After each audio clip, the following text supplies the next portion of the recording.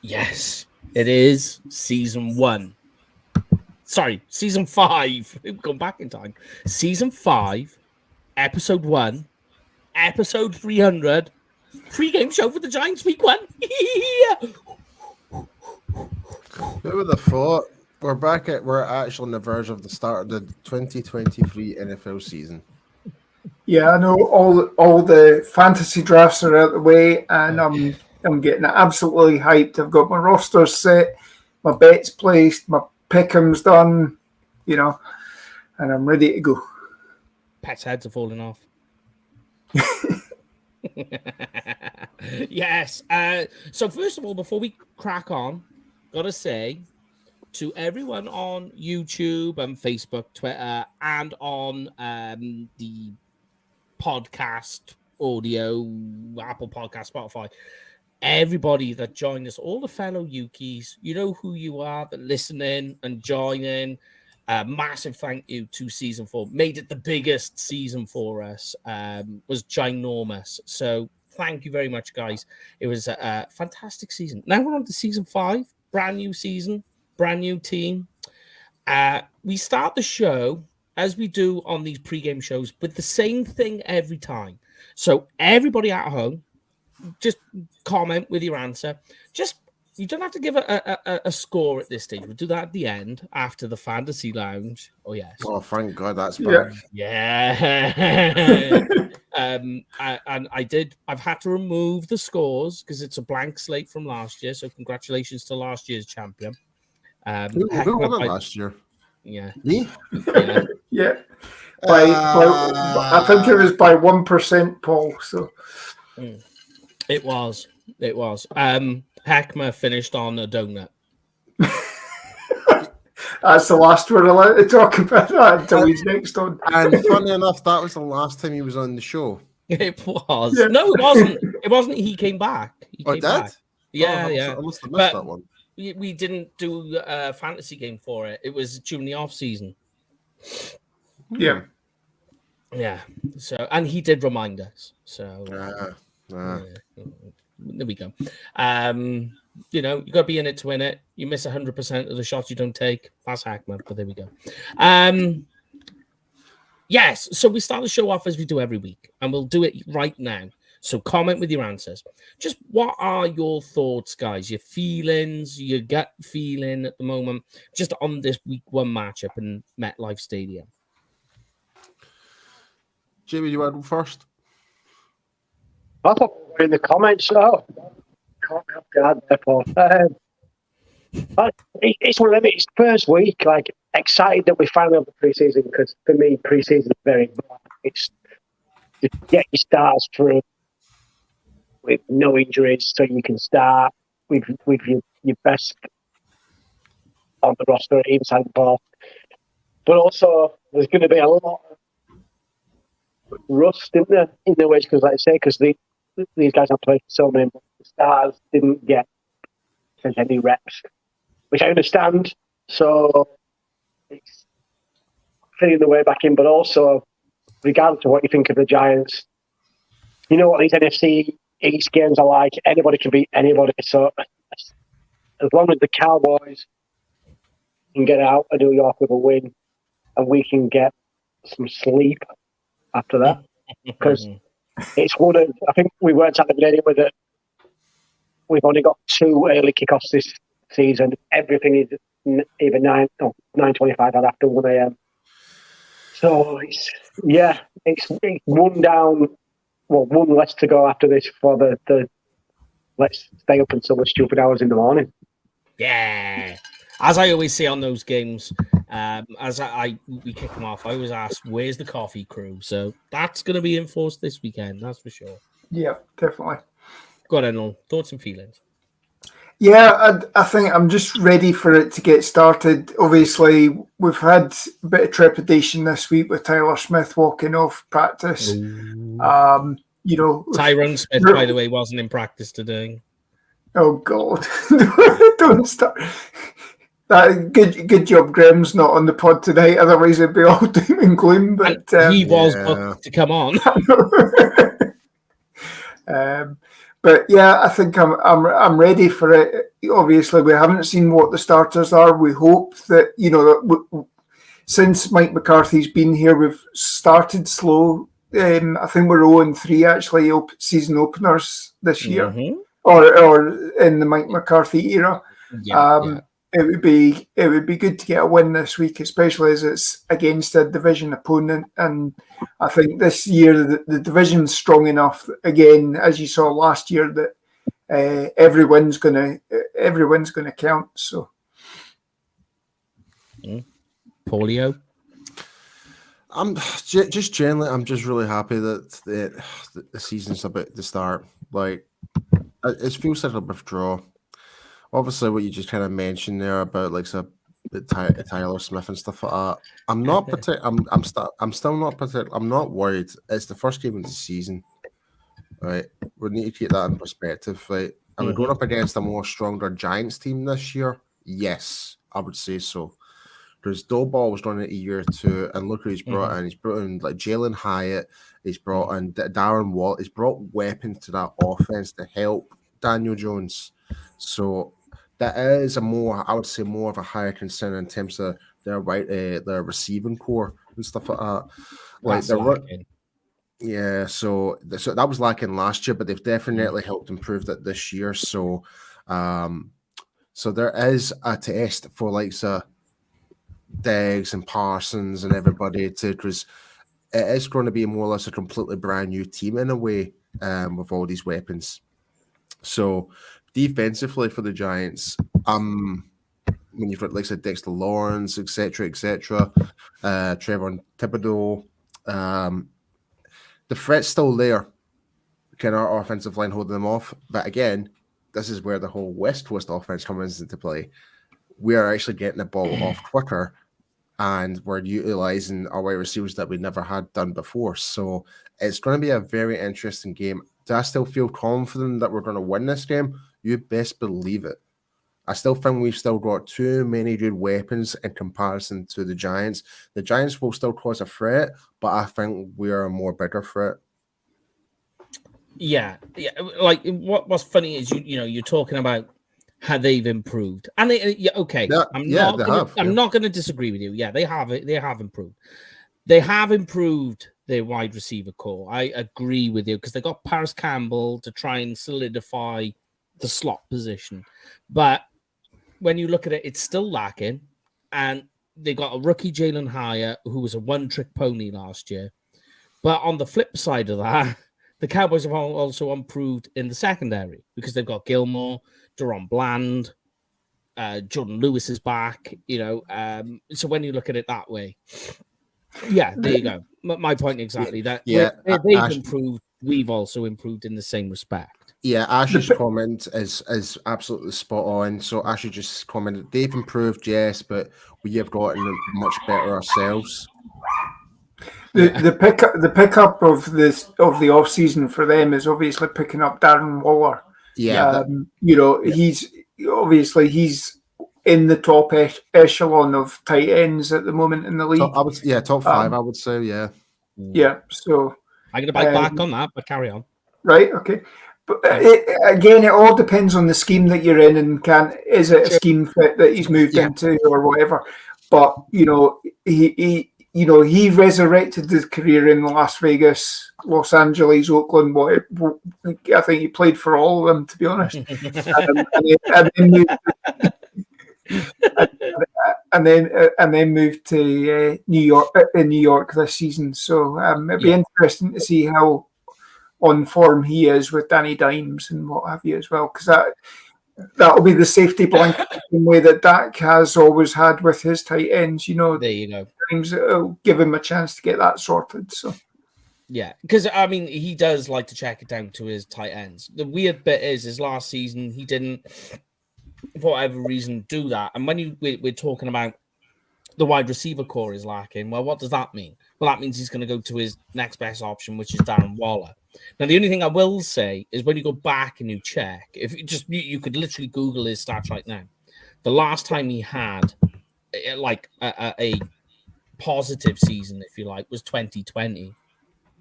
Since then, 2021, 2022, he's injured. He's been lacking. I think he's scored like 2 touchdowns in that time.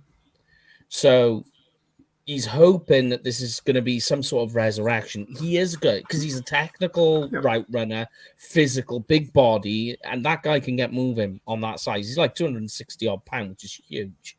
And he can get going. So it makes him hard to bring down. But I think in terms of what we would need to do with their wide receiver core is kind of like just be smart, but concentrate on shutting down Darren Waller. You shut that down, the rest should take care of itself. Because I put a stat up, I think it was yesterday, that the last time the New York Giants tight end scored a touchdown was week 8 of last year. So you just jinxed that right now, don't you? You had to say it. There was no need for that, Mike. It's now on a tweet, so it's there forever. And also as well, you said like he goes to his if his go-to guy's there, he's not there. He goes to his second. Isn't Danny Dimes his go-to second receiver somebody else's DBs rather than his own receivers? Well, really, it's been his legs. It's been, because like when you look at Daniel Jones, and it is something he beats Dak at is with the use of his legs. Now, we know Dak can use his legs, but Daniel Jones last year, I think he was like second among quarterbacks in like rush yards and rushing touchdowns.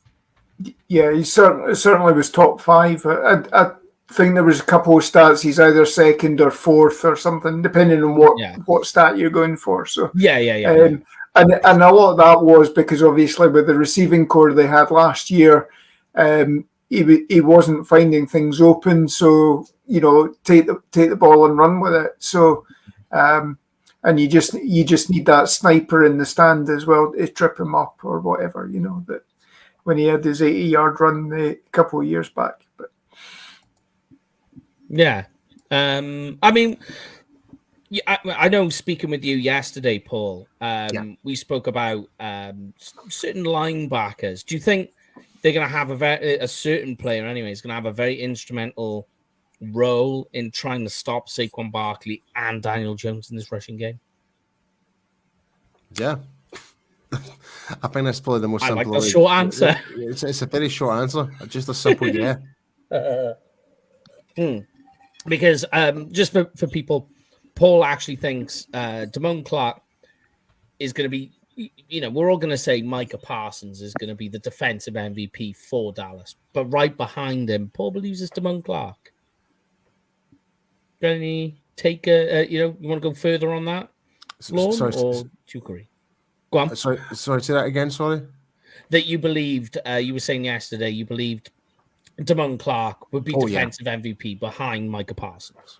Well, I wouldn't say defensive MVP. I'm just very excited what he's going to bring to the table, having a full off season, full camp, etc. Because we basically just saw glimpses of him coming from a major surgery to come back in and still play last year. So with him now, literally, fully properly healed up, off-season training, bulk up a little bit, go for training camp. He's looking really good. I'm really excited to see what he is able to bring to the Dallas Cowboys. And I think that chemistry that they've got with Leighton and Van der Esch as well, that, there was off-season interviews where they were talking about last year where, obviously he couldn't contribute in training camp, but Leighton Van der Esch got in with him, sat him down and said, this is what you need to be looking at, this is how you need to approach the game, much the way Sean Lee did with Leighton Van der Esch as well.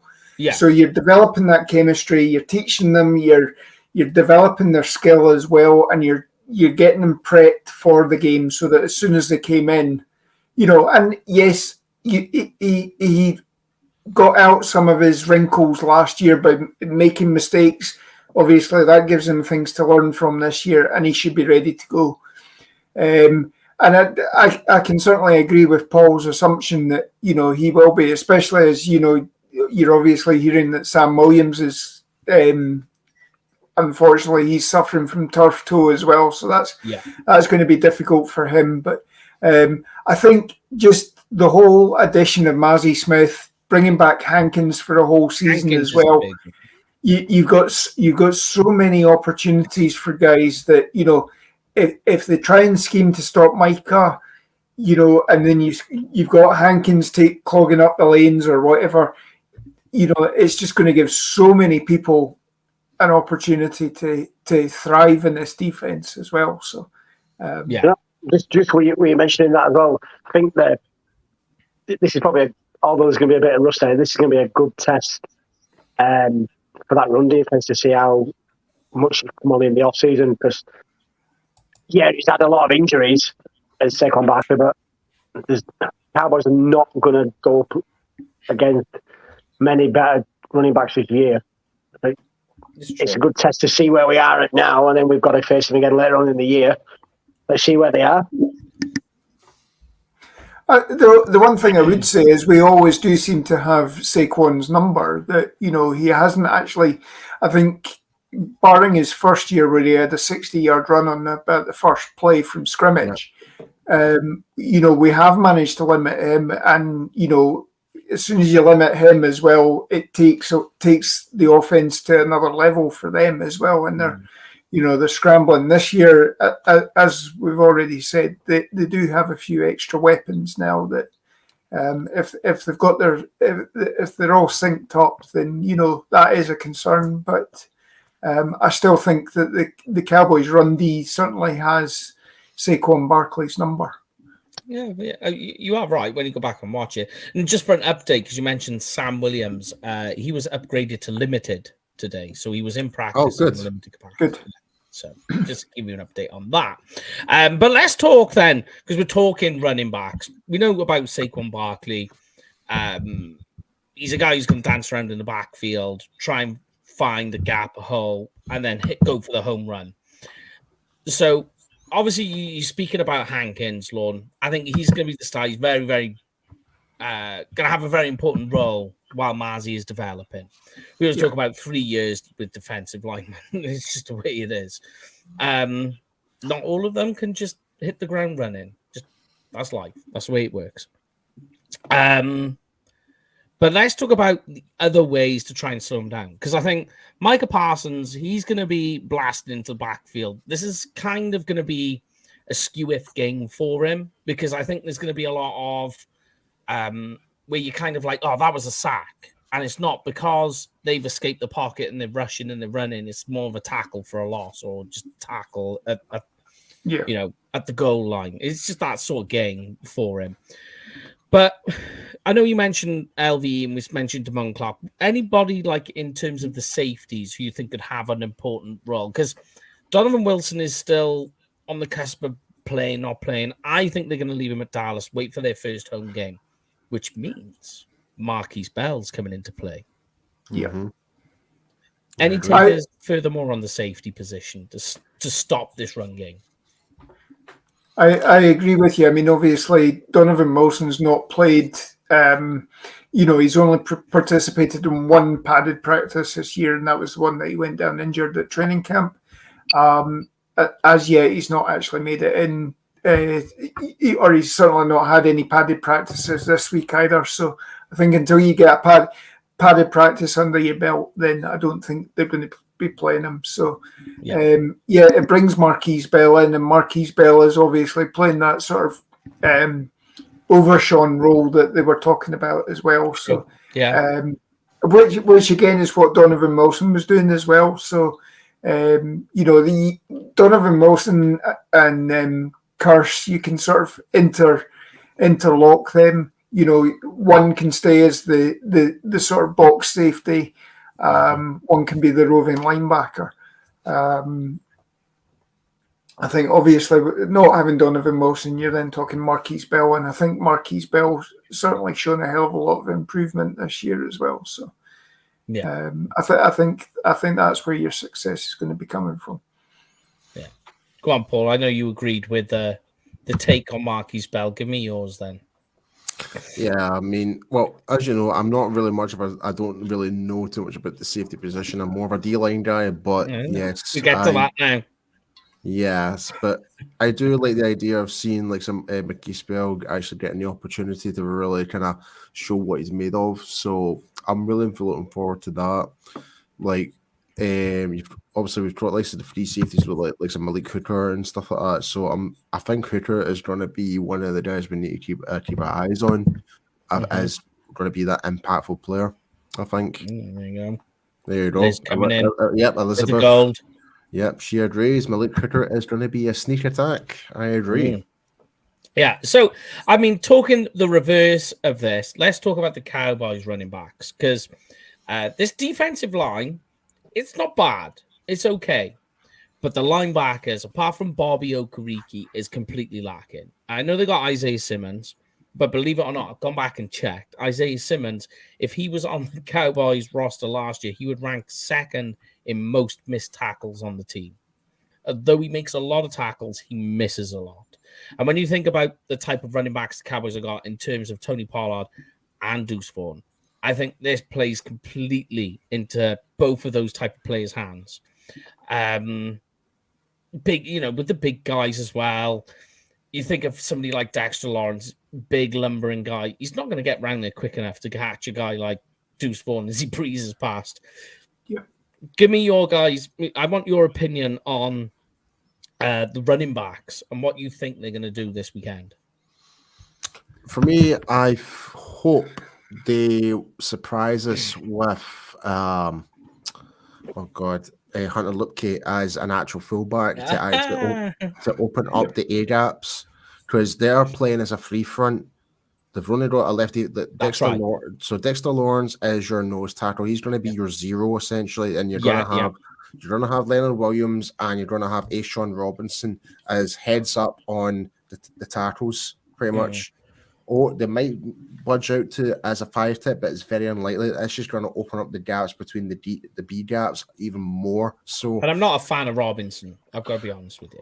Neither am I. But when you look at the linebackers, like you've got Thibodeau, you've got Okereke, you've got Micah McFadden and stuff, Isaiah Simmons and stuff like that. So, I think it's very key for us to really make a stamp in that inside run. Because that seems to be that was our biggest weakness, is the inside run for us as an offense. Because it doesn't matter if we utilize Zeke or Tony Pollard, we were barely getting past the line of scrimmage. You may be talking about 2 or 3 yards most, but most of our success was basically outside run, pretty much. So I just hope with this West Coast offense, it can throw teams off a little bit more, and we're actually going to see that what we saw way back in 2016 with Zeke, where he would just run right through the middle and he takes it all the way to the house. Yeah. So I hope that is the case with Pollard or even Dowdo or even Deuce Vaughn. So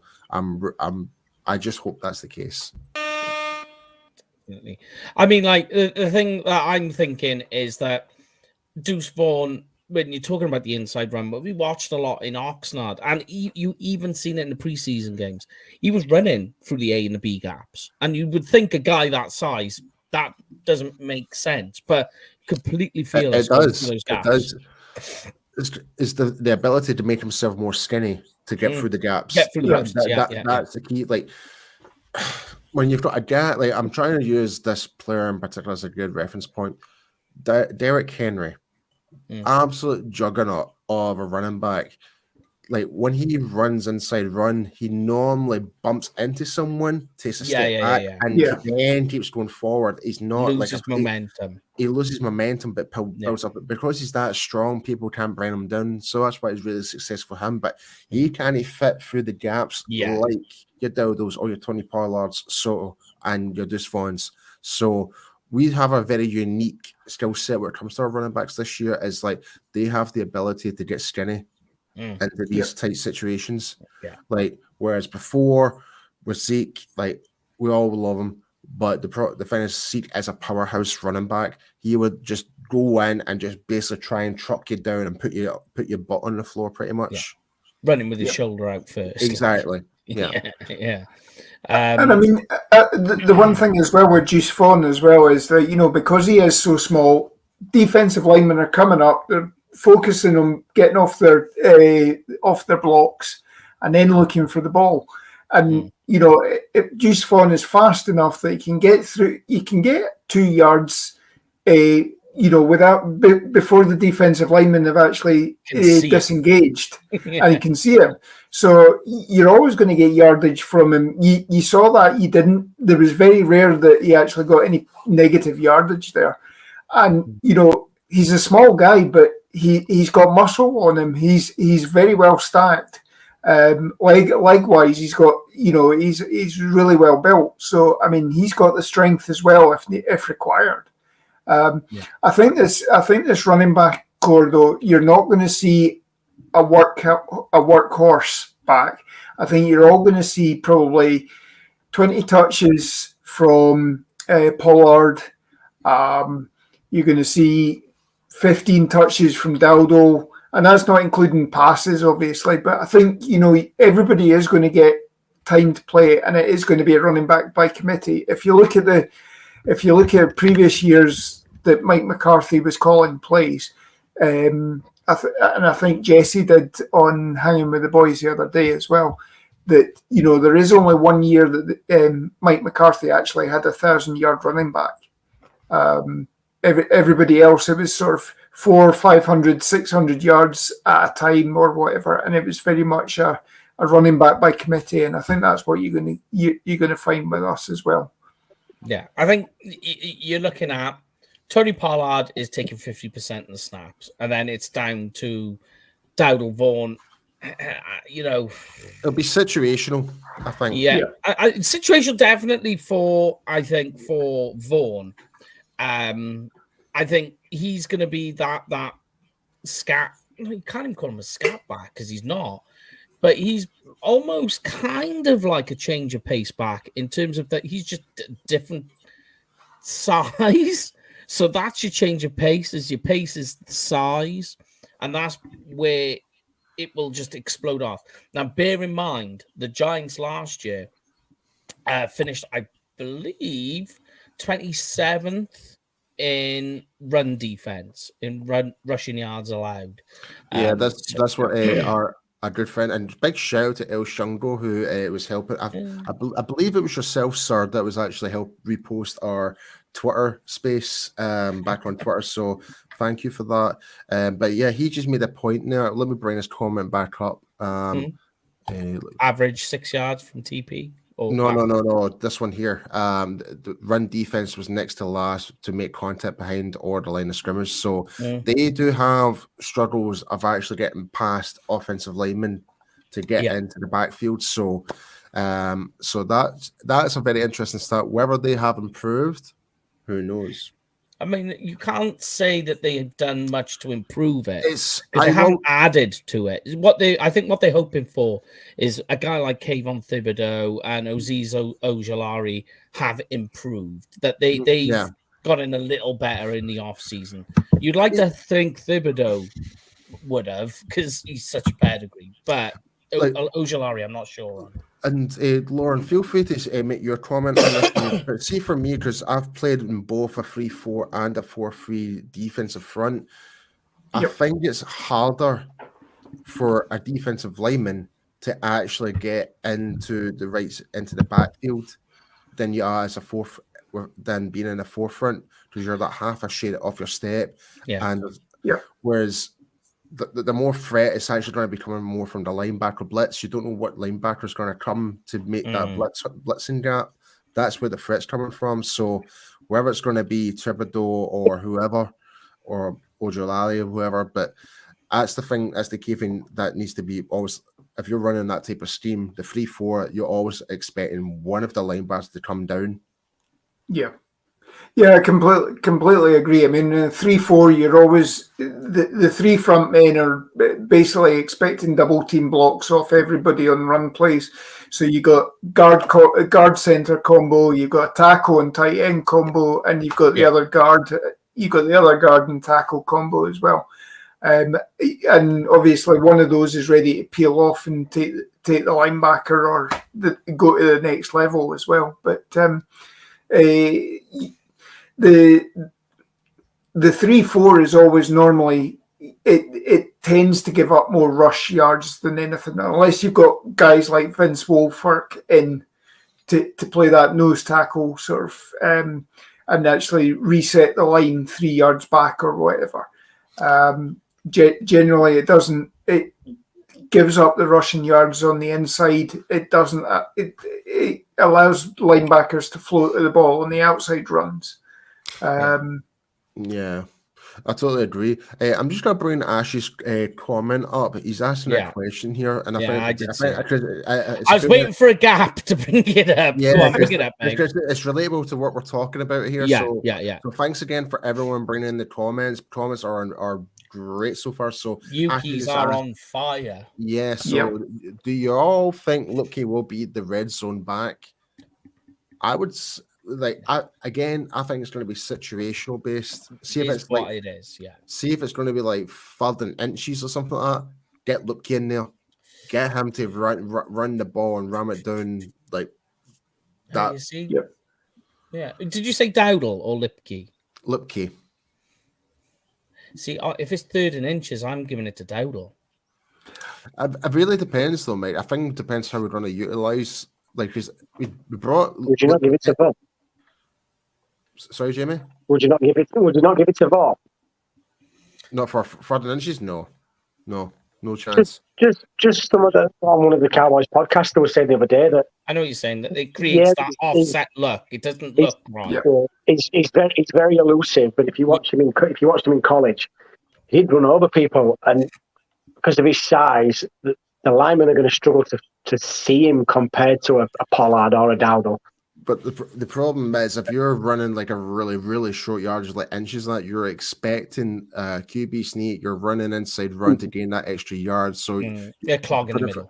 For the defense, they're going to stack down as pretty much all blitz. So that's one thing that like a Pollard and Vaughn might struggle against, is the onslaught coming from all of that defense coming down right down the pipe. So that's just why like a Dowdle and like a Lupke would be more your better option. Yeah, and when you think as well with Deuce Vaughn, he's very oily, very, very fluid, and like you say, Jamie, very elusive, but he is easy to tackle. Like you've seen that already. Like an arm tackle will bring him down. I think also you've seen in the past couple of years as well where on 3rd and short, 4th and short, you have seen Dak going with a QB sneak or whatever. The NFL obviously didn't outlaw what the Eagles have been doing with Jalen Hurts and running it up.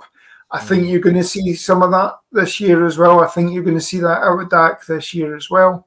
By all means, you'll line it up. But I mean, I think each and every back that we have has the capability of doing something, not play after play after play. But, if you line one up, Dowdle should be able to run it through.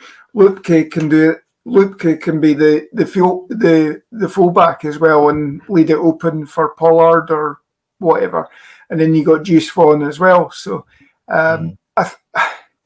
it just the closer you get to the goal line and you get the 5 or 6 defensive tackles in, that's when it becomes difficult. But the box gets smaller.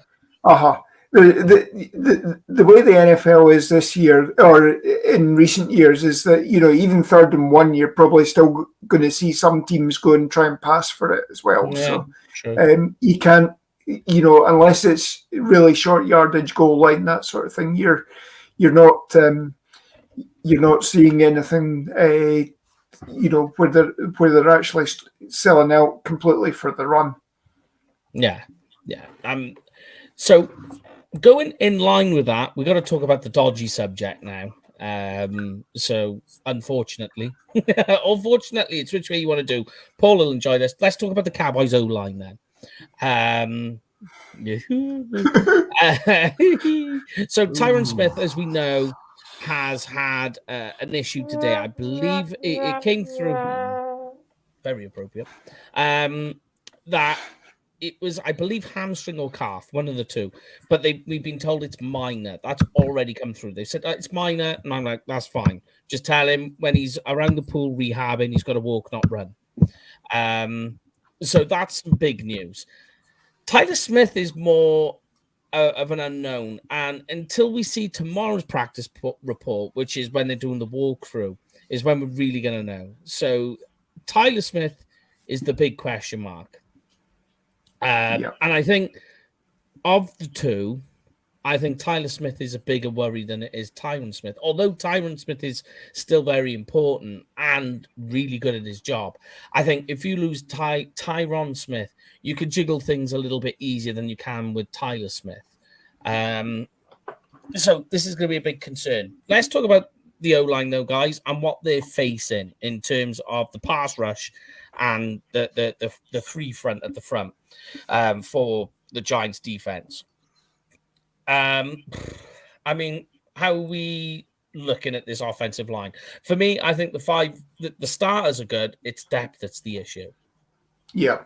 And I think, you know, as we were discussing yesterday on the private chat, you know, Richard had said, you know, why haven't we gone and signed a Jason Peters or whatever?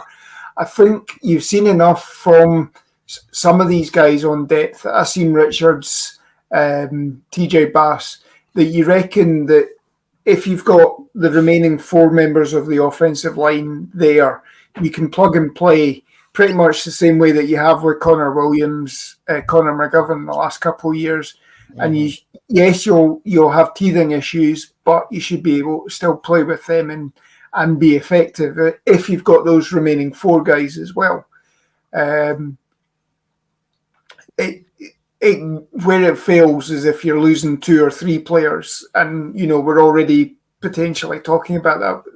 There hasn't been any true disclosure on how bad the injury is to Tyler Smith, but you know obviously he had an MRI. MRIs can be, you know, can be quite scary in themselves, and as soon as you're talking about that, you're maybe talking a couple of weeks out at least.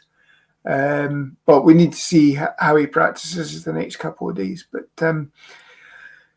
it is concerning as far as that's concerned. But again, you're basically playing power on power at the moment. As we're saying, a 3-4 defense, you're looking at you know, guys that are basically designed to actually just take on those blocks and create lanes for the linebackers to come through to blitz. And we know that Martindale likes to blitz as well. I mean, I think it was something like 51% last year that he blitzed. So that's where you've got to be concerned about. And you've also got to bear in mind that this year you don't have Zeke in the backfield to assist with the pass blocking as well. So, but on the other hand, we're with this West Coast or Texas Coast offense. It should be 3-step drop and the ball's already out. So it's very much a timing precision offense. So as long as Dak and his receivers are on form, then that should be all right. Go on then, Paul. Give it to me then. Your take on the Cowboys' offensive line. How they're going to hold up in this game as well, more specifically. Obviously, I still think if Tyler Smith is actually going to be out the game, then obviously the weekend side with the left guard position is going to be in question. But I do have in confidence if it is going to be TJ Bass, it's going to be in that slot. I'm not worried. I just I'm not concerned as of right now. I would be concerned if during the game we lose offensive linemen. That's the thing I would be concerned about. I think at the stage where we are right now, it's like we still have a unit, which is fine. Mhm. Like there's no serious injuries. It's just matter niggles there and there. Smith is going to come back. Tyron's going to come back. It's just I'm just not particularly worried. Like,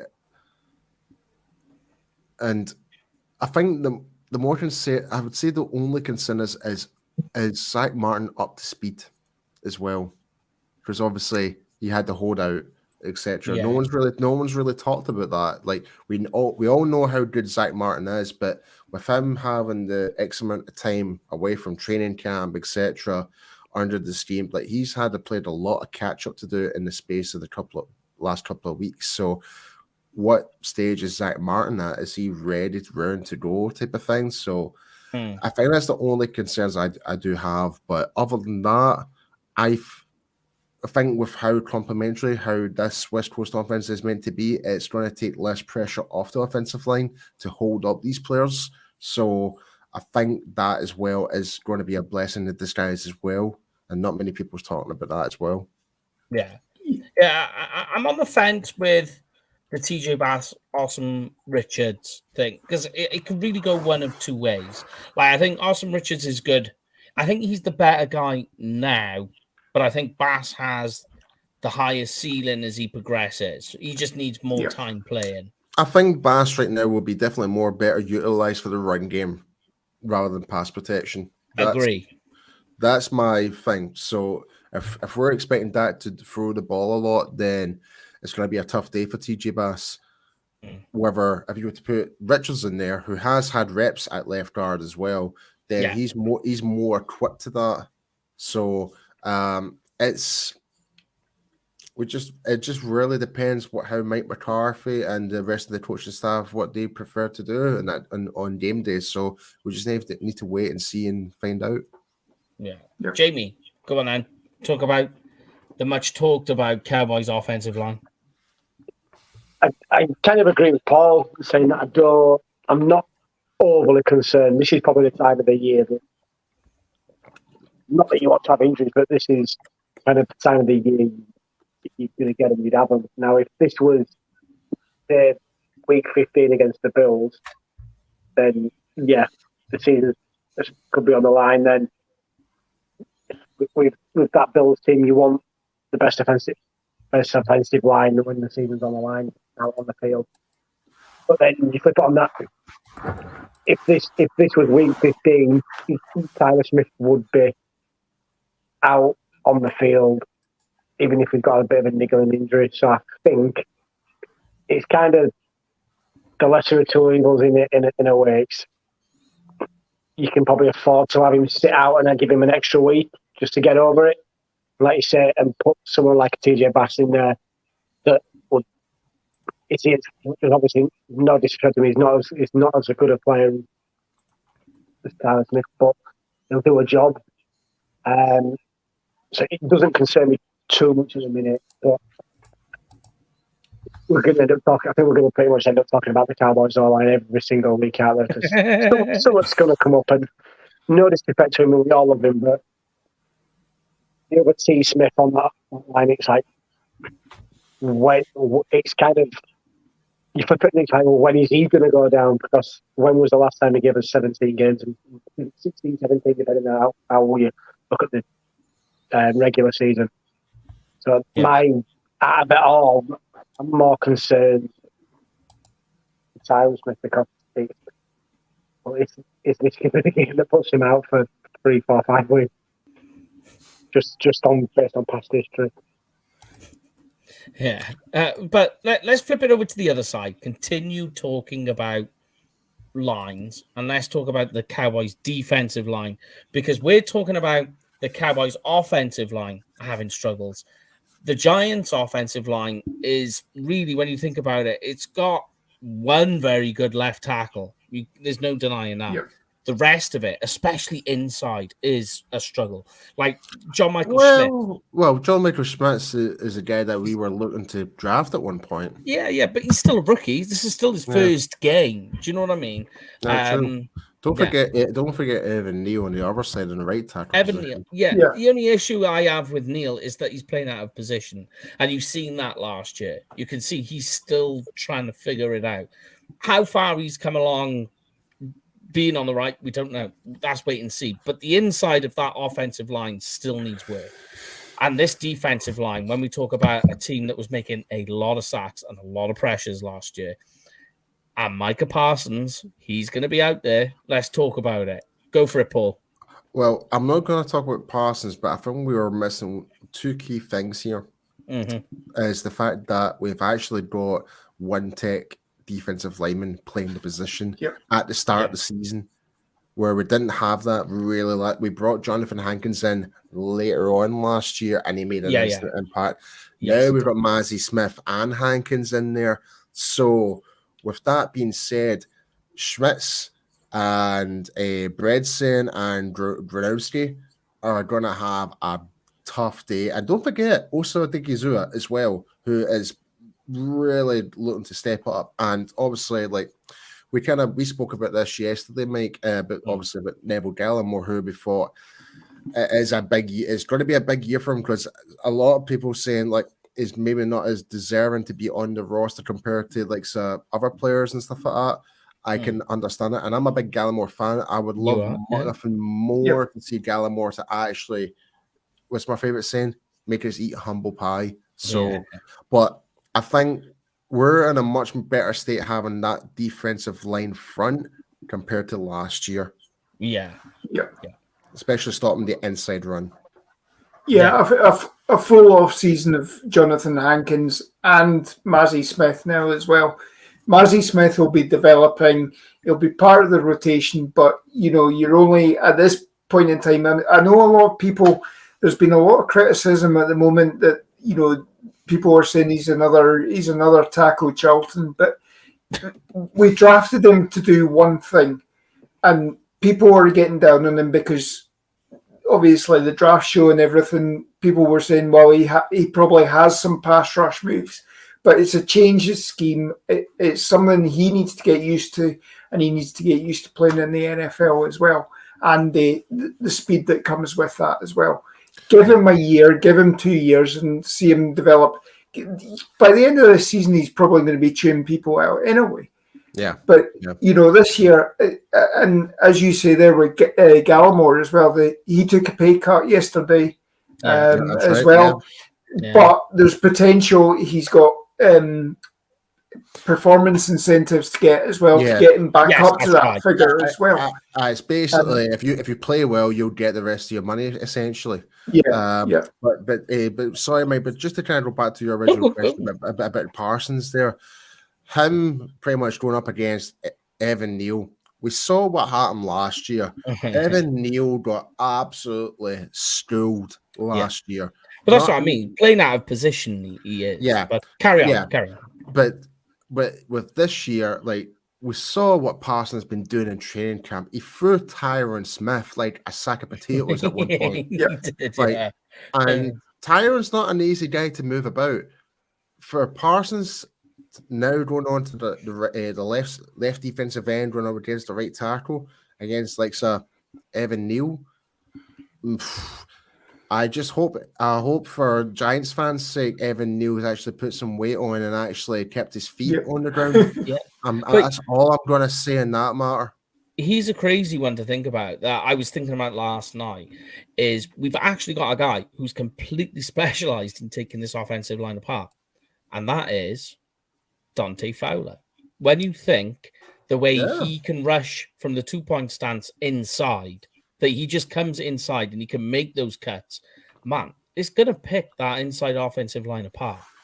Big day coming up for him, I think. But sorry, Elizabeth, but I don't feel bad for Daniel Jones. He's playing for the Giants. He made his deal with them. He wants to play for the Giants, so he's getting what's coming to him. So, as Tank calls him, Baby Eli. Yeah, it literally is. But let's go quickly so we can move to the fantasy part of it. Damn, I need my pen. I need my pen to write you need to know. Oh, I've got a pen for you, by the way, Paul. I was going to mention this tomorrow. Oh.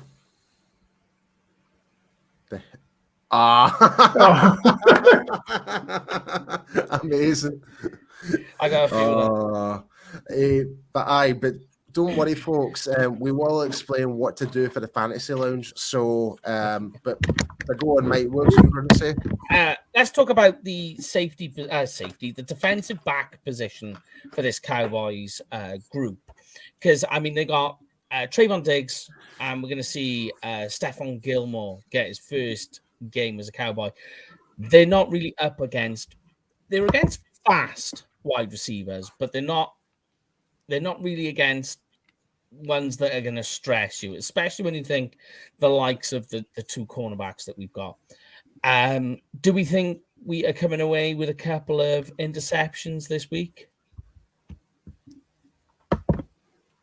I think that's definitely possible. I mean, we've led the league in takeaways the last 2 years. Correct. And, you know, potentially, again, if we can get them into lots of passing situations, which having Hankins there, having Mazzie Smith there as well to stop the run, should get you into third and long situations as well. That should then benefit our defensive backs as well. And, you know, if nothing else, if the defensive backs do their job and cover, you know, that's going to create sack opportunities for our defensive linemen. And vice versa, if the defensive linemen are swarming around, Danny Dimes is going to be throwing that ball as quickly as he can, not even having a chance to look at who he's throwing to as well. So it should open it up for our secondary as well. So I think our secondary is going to feast this year as well. Just now that you mentioned a bit less of Danny Dimes, I think the only thing I'm concerned about Daniel Jones, if anything at all, is his ability to actually escape the pocket and run upfield. He's done that. I will give him credit for that. Yeah. Like he can be hard to sack when he's actually get forced out the pocket or having to force outside, run upfield. He is really difficult, and we saw that throughout last season how he's managed to run up and 30-yard rushes and stuff like that, and like he was actually outscoring Saquon in terms of rushing yards and stuff like that, and multiple games. So, but I think that for our defense, not just for safeties, they need to be aware of that as well. But that's a possibility if our defensive linemen put the pressure on and there's a gap, then they need to abandon it. Who is the market and move down and actually stop Jones from moving upfield. Yeah, definitely. But yeah, I mean, apart from that, should we get on to this and everybody at home, make sure you give us your answer. Let's do this then. Oh yeah, the final score predictions. Score predictions for this weekend. Yes, make folks, sure to comment in. Go on, sorry, Paul. Yeah, I was just going to say, yes, folks, for everyone in the comments, give us your score predictions. We will bring them up on screen, and we'll give ours as well. Then we'll move directly on to the fantasy lounge, and we'll explain what's going to happen with that. So while you all get a chance to think, I've got mine because I've already submitted it on something already. My score prediction was 31-17 to the Cowboys. I'm not actually that far off from you then. I'm not that far off as well. I've got Dallas 33, Giants 14. We've got two. Mark Anthony 293s went for 31-17 as well. Nice. Good choice. El Shungo 23-13. Sorry, Mom, what did you say yours was? 33-14. Actually, I'll make it 33-13. 35-14 for Joe. 34-16. Cowboys 28, Giants 21 from Ashish. I'm sorry if I'm pronouncing your name wrong, dude. I do apologize. We'll just say AK. AK. No, well, as long as you don't add the two numbers beside it. It's fine. But your score prediction then, Mr. Paulius Maximus Meridius. So I'm also going 31 Cowboys, but I am going 20 Giants. 20. Okay. I can see that. I can go with that. Go on then, Godfather. Godfather's disappeared. I think we're going to get it's going to be that early season kind of jitters stuff. I'm going to go 17-14 to the Cowboys. Oh, very tight one. Oh, so what you're saying is Brandon Aubrey is going to win the game for the Cowboys. Is that what you're saying? Another 59-yarder from. Let's go. As time expires. Yeah. That would put in a lot of confidence into Brandon Aubrey's all of a sudden. Especially at MetLife, because the wind, like if there is any, it's swirly. It can be wild. Yeah. So you've got to remember that Brett Maher missed last year a 59-yarder or something like that at MetLife as well. That was one of the few that he missed in the regular season. Yeah, that was like before the game. They were doing test runs, and that's why they opted not to kick it. But I think it was like beyond 50 yards. So anything beyond it, they just decided to punt it, which I totally understand because the wind was just causing mayhem for Maher back at the time. It was like, there's no point. Why waste the opportunity and give them more better field advantage? Just punt the ball back. Yeah. All right. So here we are, guys. We're into the looking glass for the final section. Every week, join us. If you're watching this after the show's gone live, comment with your answers with each player. It's a very simple game we play here. The guys are in a leaderboard for a championship. We will try and do something for people later on in the year, once we've been to Dallas, to do some giveaways that we can do on this particular segment. So keep an eye out for that. So it's very simple. It's a game of over and under. I give you the score. You tell me if the player is going to score more fantasy points than predicted by NFL.com or less. And you can push. And a push... What was push? Was it a point or 2 points plus or minus? It was a point or more, or a point or less. Yeah. It was, say for example, you get a 3 point allowance there. Really. Yeah. So say for example, Dak Prescott is projected to score 15 points. So you can say split or push, and that allow you to be within 16 and 14 points within that margin. Yeah. So, but that's it. Yep. So anything beyond that is either higher or lower. So when Mike reads it, the player and the score, get your comments in. Do you think it's going to be higher, lower, or push? Or push. That's it. So yes, this and I believe Brian is in on this. So Brian's in the comments. You'll get Brian's in. Yep. As long as he stays in, so I'll put him down on there. Right. Okay then, guys.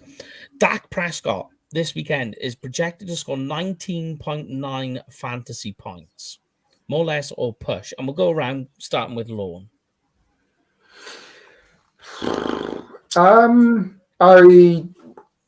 I have all the faith in Dak coming out strong after the offensive coordinator spot that he did a couple of weeks ago. I think he's more prepared for this season, and I think Mike McCarthy's offense as well will help him as well. So I'm going higher. All right. So Brian's went less. Yeah, yes. So I'm marking him in. He's there, so he's in on this. But hit me with it then, Mr. Paul. Push. Oh, Jamie, Godfather, hit me with it. I'm going to go less just because of my scoreline that I went for. Labarski's also went for push as well. All right, I like it. And make sure to remind us, guys, how many you get right, because it's always good fun. I can't obviously mark everybody to be here till next week, otherwise, doing the scores. All right, then. Let's go on to the next one. Tony Pollard, running back for the Dallas Cowboys, 17 fantasy points this weekend. That's so essentially offensive line.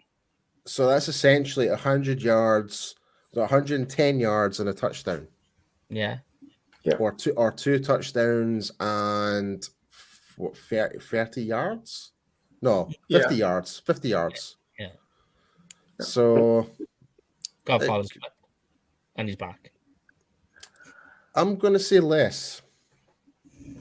I'm going to say less as well. I think just from the nature of this offense, I think he's going to get his touches, but unless he really breaks one, less. Okay, Jamie. Push. Ooh. And Brian, who's over there, he's saying much less. So I'm going to assume. But then he's countered with 50 yards and 2 TDs, which would mean that would mean push. Yeah. No, I think he was. I think with that he was explaining what that would equate to. Yeah. Yeah. So all right then. So CD Lamb. Now, bear in mind their cornerbacks. They'll have Adoree Jackson over CD Lamb, but the other side is going to struggle big time. CD Lamb, 19.1 fantasy points. That's a 100-yard game with a touchdown. Right. So let me go. I'm going to say, this is why I'm going to say it. I'm going to say less, right? But if you were going to give me a Brandon Cooks score, I was going to give that a higher score. Definitely. I'm with you there. Yeah. Right. It is a big shoe in. He's a sleeper. Because it's the West Coast offense. It's supposed to be distributing it out to who's ever available out there. So not all the touches are going to go to CD Lamb. Let's just remember that. And Brandon Cooks is against rookie cornerback Deontay. Exactly. Yeah. And then throw in the fact that Michael Gallup's back to full strength as well. If you go to 3 wide receiver sets, that's got an absolute arsenal there. So,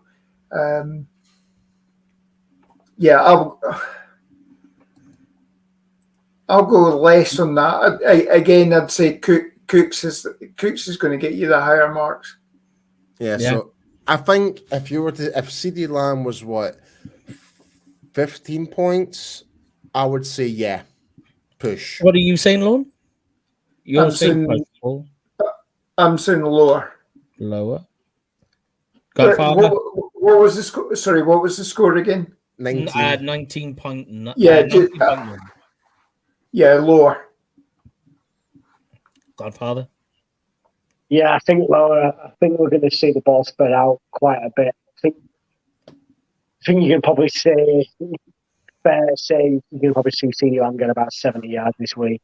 I think the tight ends are going to get quite a few touches as well. And I'm going to go with what the boys saying. I think you're going to look at one of the other wide receivers getting a touchdown, so you're probably looking at Brandon Cooks one. So it's going to bring his score down this week. Yeah. All right. Here's a bit of a weird one. Jake Ferguson, 3.4 fantasy points. I mean, they're basically saying 1 catch is all he's going to get. Give me one. Honestly, if we're in, I'm going to say it. If we're within the red zone, like within 15 yards, Ferguson's going to be a top target in that scenario. So, and 1 touchdown, 6 points. So he's already beaten that. So, and 34 yards. But bear in mind, it's a point per reception. So they're saying 1 catch for 20 yards. So 1 catch, 1 first down sort of thing. Oh, we're doing PPR as well? Yes. Oh, okay. That changes everything. There's always been PPR. I didn't realize that. I wasn't doing PPR this whole time. Yeah, I still won. That is just one big rub-in. I mean, I think the fact that Dak has always had the tight end as his safety net in a way, and obviously this year he's had a chance to get that chemistry down with Ferguson as well. And you saw them hooking up nicely in training camp as well. Yeah. I think, it's definitely higher. Yeah. All right. Cowboys defense. This is going to be a nice, easy one. 6.8. Higher. I think they're going to feast. They're going to feast. There's going to be sacks aplenty, couple of turnovers. I'm calling it pick 6. Pick 6. Wait, so where's that coming from? Don't care. Oh, okay. I don't care. I can just see. I can see there's going to be a pick 6, or there's going to be a fumble recovery, taking it back down to the house. That's how I can see it happening. Right? Damone Clark.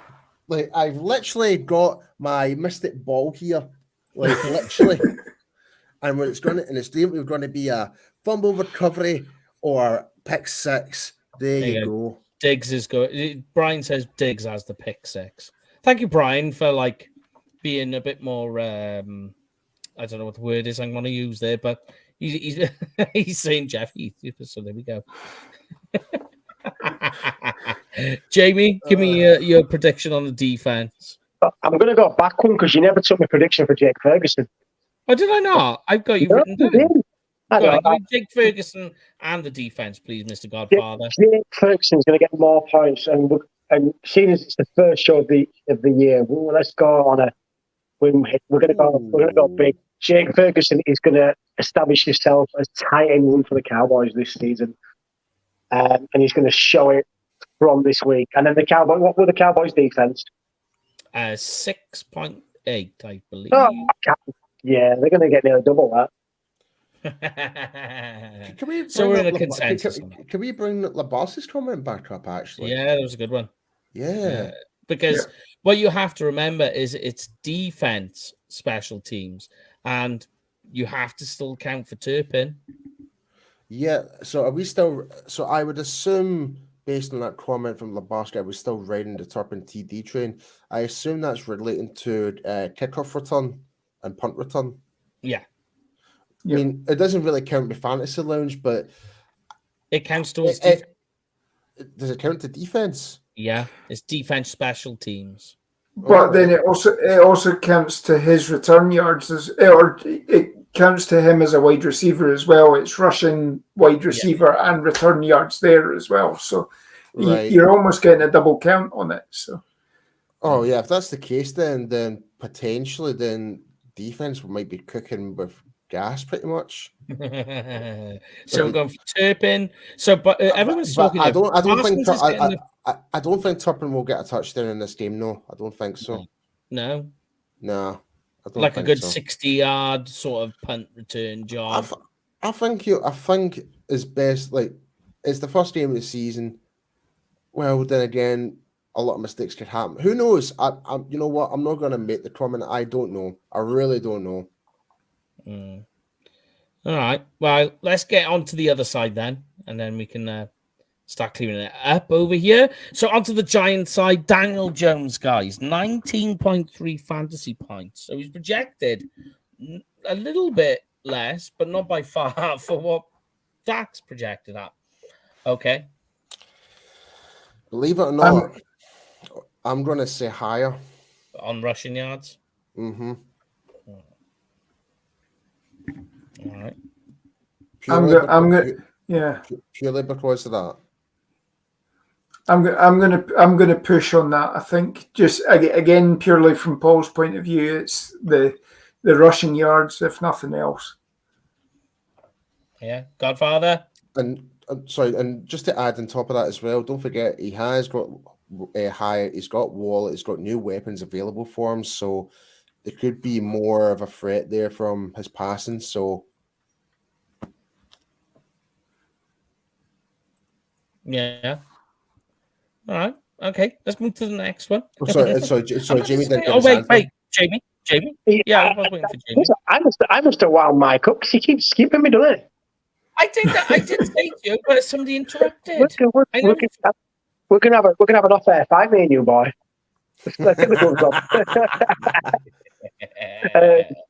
I think it's going to be less. I think he's going to lose points because he's going to throw at least 2 interceptions this There weekend. you go. That's what I was thinking.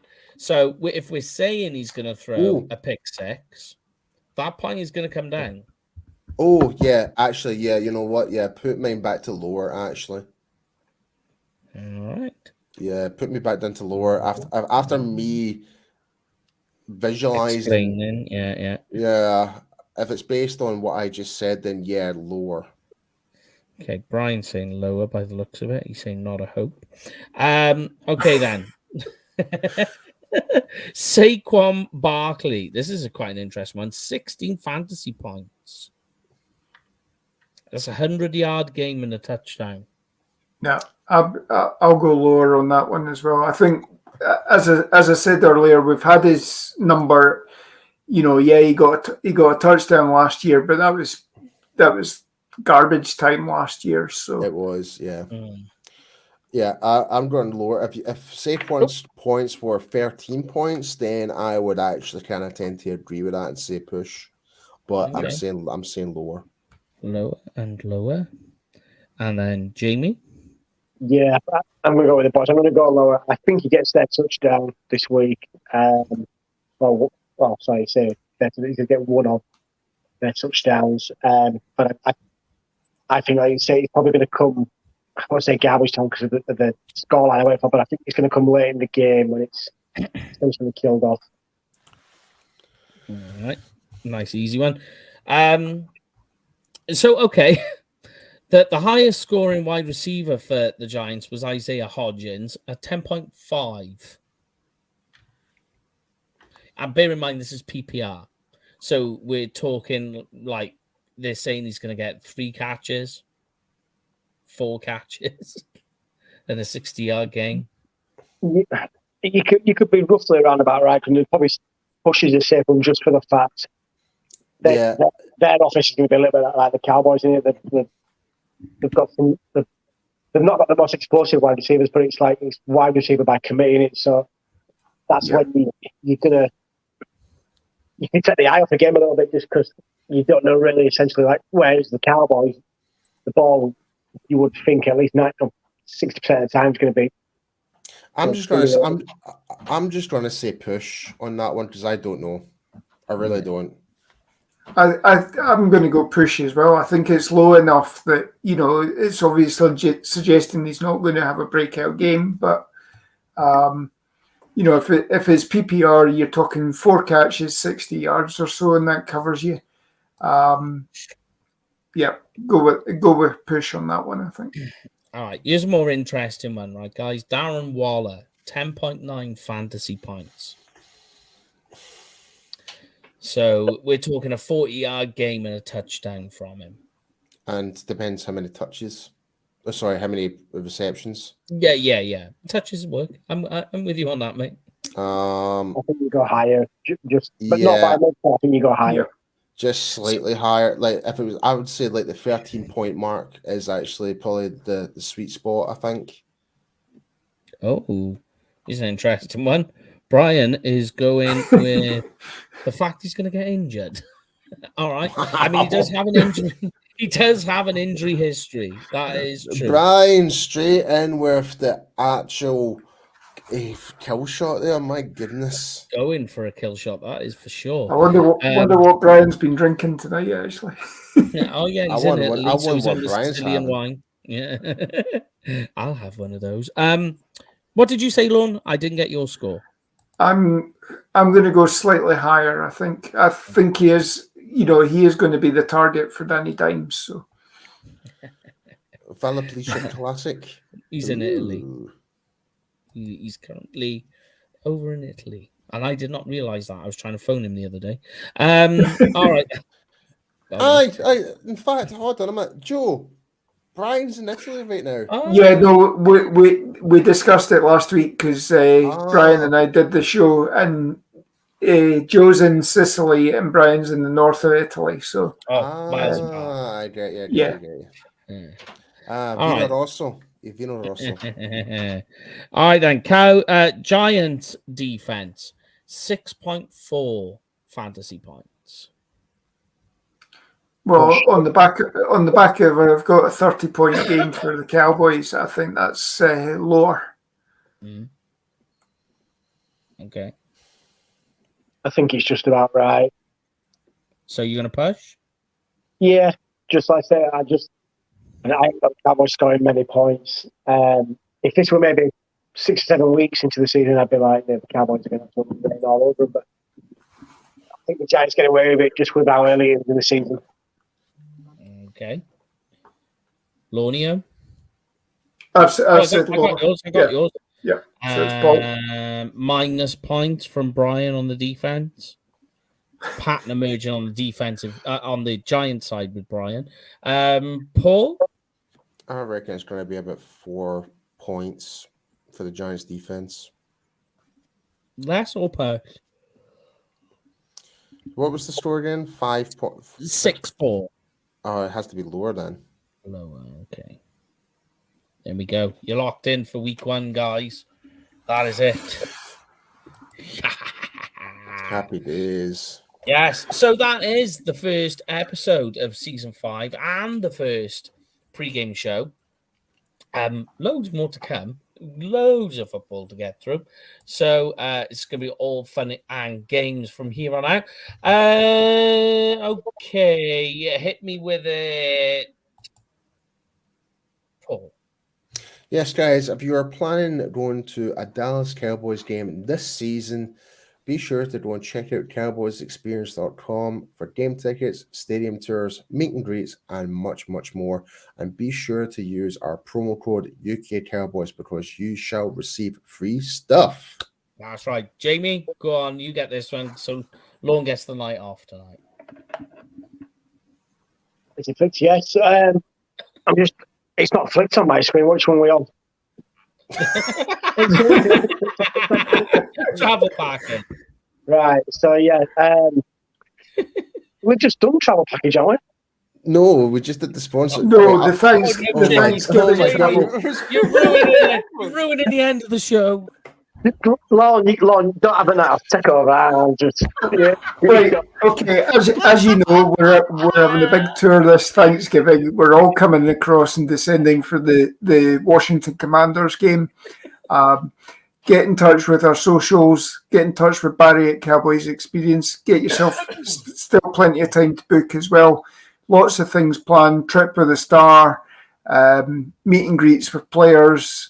I think we're probably doing a podcast there as well.